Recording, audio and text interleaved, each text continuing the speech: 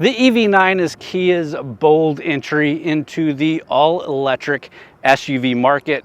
It is a 3-row all-electric crossover, which is pretty rare in the EV space. And while Kia has plenty of other EVs on the market, this is their flagship and shows their dedication to electrifying their lineup. There's a ton to talk about here, so let's get into it. All right, let's quickly go through the different trims available for the EV9 in 2024. You have the EV9 Lite, which is rear-wheel drive, as the base trim. Then you have the EV9 Wind, which is also rear-wheel drive. Then you can step up to the EV9 Land, which is all-wheel drive and is what we're driving here. And then at the top of the line is the EV9 GT line, which is more about performance and styling over efficiency. But we're gonna be focusing on the Land here, which is again, the all-wheel drive version, which again, sacrifices some efficiency to make it better off-road at doing more stuff. So let's get into it. Let's start off with the exterior design. The exterior design is a masterful blend of ruggedness and sophistication, embodying Kia's opposites united design philosophy. Kia says this approach marries the simplicity of nature's perfection with the dynamic lines of modern automotive design. The EV9's muscular stance and bold character lines create a visually striking presence that commands attention on the road. The boxy, triangular design language emphasizes the tension between its short overhangs and long wheelbase, a characteristic that not only enhances its visual appeal, but also contributes to its stability and spacious interior. One of the standout features of the EV9's exterior is the reinterpreted tiger face grille, which gives the SUV a futuristic yet familiar look. Flanked by slim LED headlights, the front fascia is both aggressive and elegant. The available star map LED animated digital pattern lighting grille adds a unique customizable touch, allowing drivers to personalize the lighting pattern with 5 different dynamic welcome light formations, which is a first for Kia. This innovative feature underscores the EV9's advanced technological ethos while maintaining a strong visual identity. Our car that we're reviewing here, with its ivory silver matte exterior, brings an additional layer of sophistication to the EV9's already impressive design. Despite typically not being a fan of silver colors, the matte finish on this tank of a vehicle adds a subtle yet striking elegance that complements its robust build. The matte finish not only looks modern and sleek, but also accentuates the clean lines and angular features of the EV9, making it stand out even more on the road. The contrast between the matte silver and the SUV's bold, aggressive stance creates a compelling visual appeal that is both contemporary and timeless. The attention to detail in the EV9's design extends to its functional elements as well. We have flush door handles with automatic deployment, which maintains the vehicle's clean side profile while providing ease of access. The sleek taillights draw attention to the rear corners, enhancing the vehicle's wide, stable look. Additionally, the variety of wheel options ranging from 19 to 21 inch allow for further customization and adds an overall aesthetic versatility of the EV9. The Land trim that we have here comes stock with 19-inch wheels, but we have the upgraded 20-inch wheels here. And the combination of these design elements makes the EV9 not just a functional vehicle, but a statement piece on the road.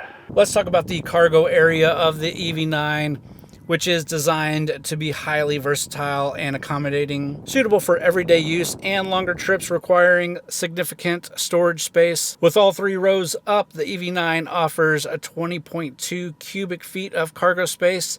This provides ample room for groceries, small luggage, or daily necessities, making it practical for regular family use. And 20.2 cubic feet is really good for a 3-row crossover. With the 3rd row folded down, the cargo volume increases significantly, offering up to 81.9 cubic feet of space. This expansion makes the EV9 ideal for larger items such as sports equipment, camping gear, or larger shopping hauls. It also ensures that longer trips can be managed without compromising passenger comfort by needing to reduce the number of seats used. The EV9's cargo area is designed with practicality in mind, providing easy access and a flat load floor when the seats are folded down. This makes loading and unloading items straightforward and efficient. The combination of flexible seating arrangements and generous cargo space underscores the EV9's suitability as a family vehicle capable of adapting to a wide range of scenarios and needs. We also have a frunk,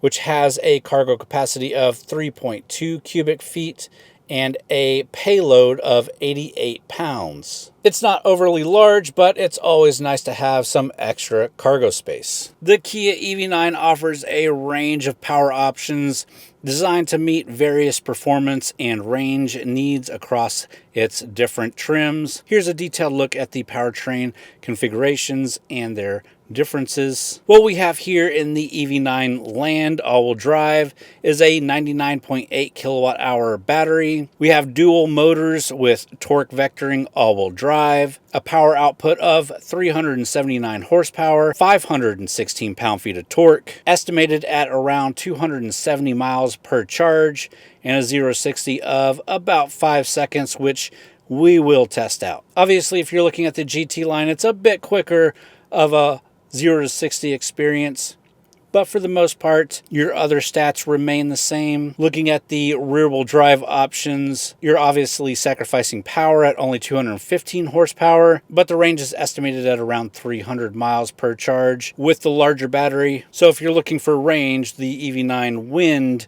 is your best option. All right, guys, we're inside the EV9.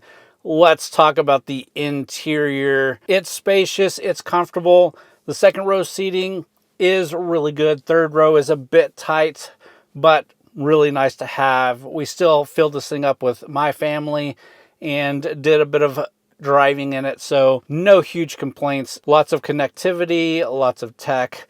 Let's go ahead and walk through this interior. And let's start by kicking it on. The power button, the start-stop button, is on this gear shifter back here. It's a bit difficult to see, but it's back here. So you push the brake in and push it on.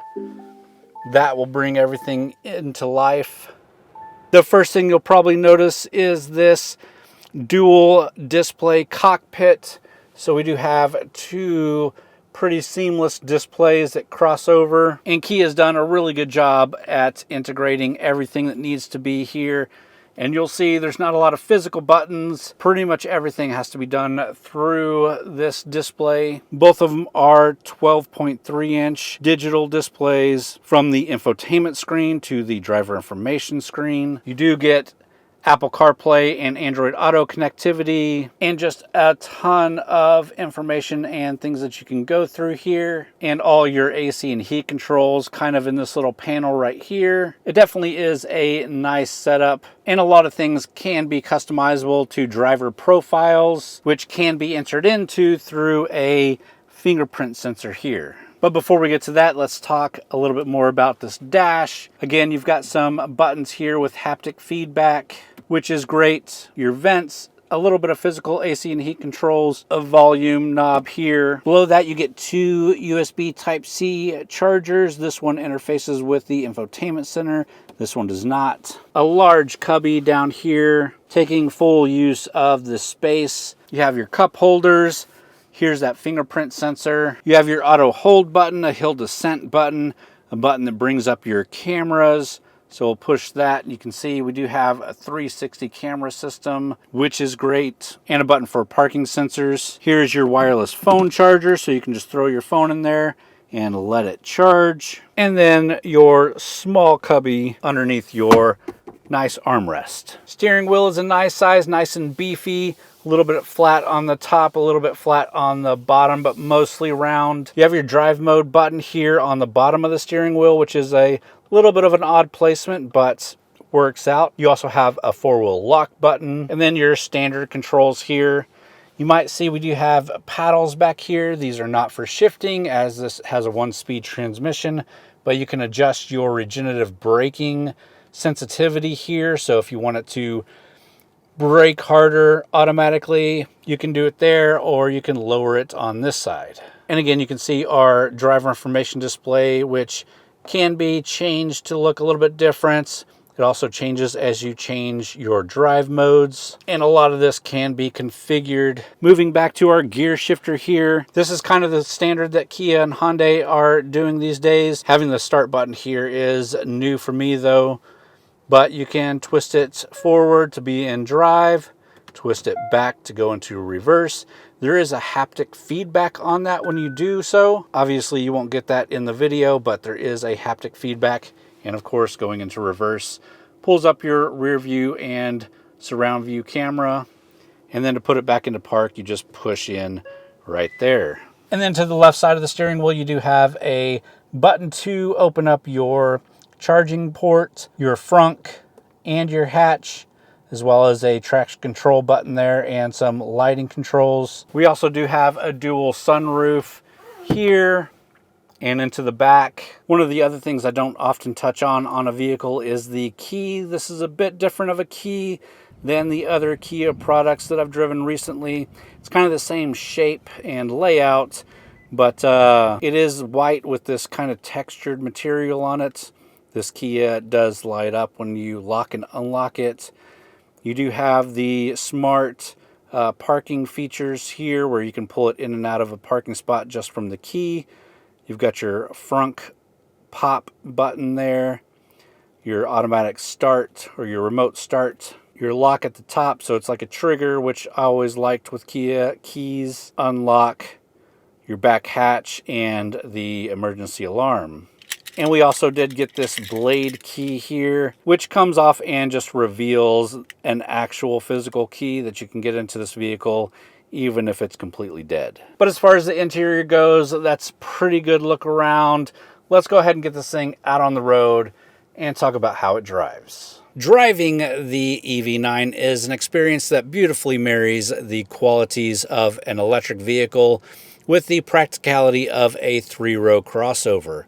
From the moment you set off, the EV9's electric powertrain impresses with its smooth and quiet operation, a hallmark of electric vehicles that enhances the overall driving experience. The instant torque available from the dual motors in the all-wheel drive configuration provides a responsive and exhilarating drive, especially in sport mode. The EV9 feels agile and powerful, capable of handling various driving conditions with ease, whether navigating through city streets or cruising the highway.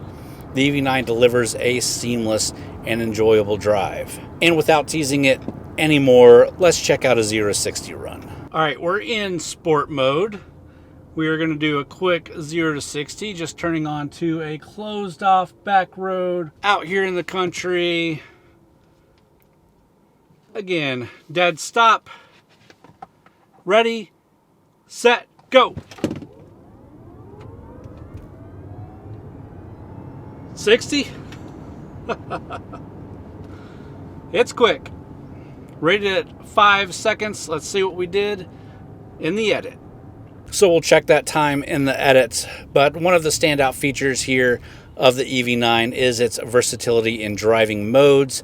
The vehicle offers Eco, Normal, Sport, and a My mode, allowing the driver to tailor the driving experience to their preferences and conditions. In Eco mode, the EV9 prioritizes efficiency, making it an excellent choice for long commutes or conserving battery life. Normal mode provides a balance of driving experience suitable for everyday use. However, in its sport mode, that EV9 truly comes alive. The increased responsiveness and acceleration make it feel almost like a performance vehicle, which is quite impressive for an SUV of this size. The transition between modes is seamless, ensuring that you have the right performance characteristics when you need them. Sitting in the driver's seat, the cabin is a testament to Kia's commitment to comfort and technology. While the third row might feel a bit tight for older children or adults, It's perfectly suited for younger kids, making it a practical choice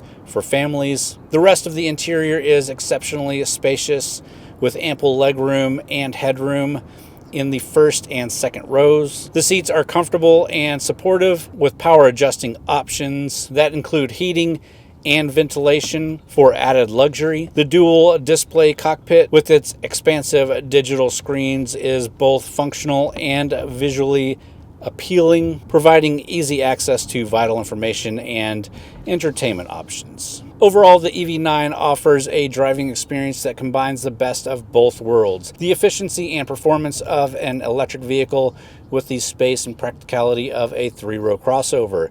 It's a vehicle that meets the needs of modern families while delivering a fun and engaging driving experience. Which is all great, but how much does it cost? All right, after that fun drive, let's talk about some of the price and competition.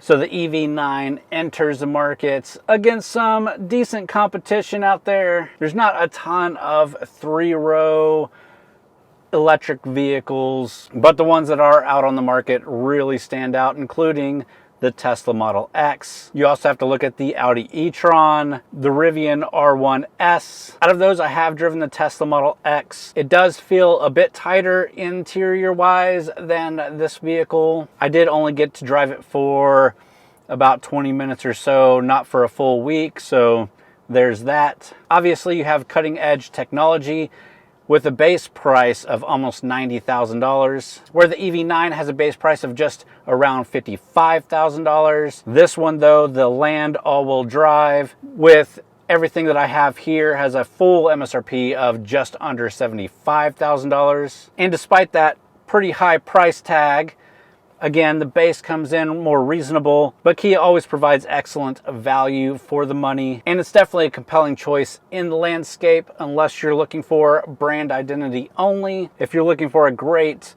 electric crossover with three rows, it's hard to ignore this.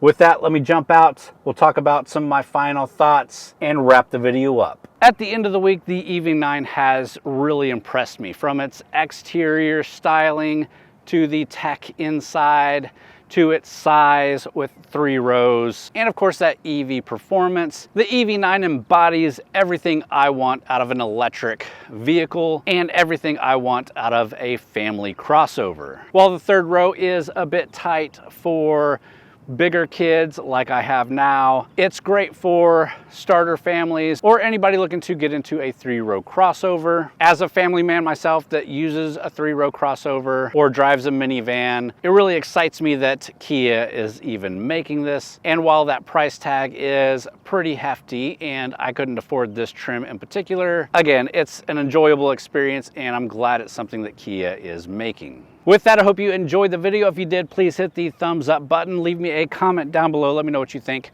about the EV9, especially this Land all-wheel drive trim. Subscribe to the channel if you're into automotive reviews. We do a different review every week, including a lot of EVs.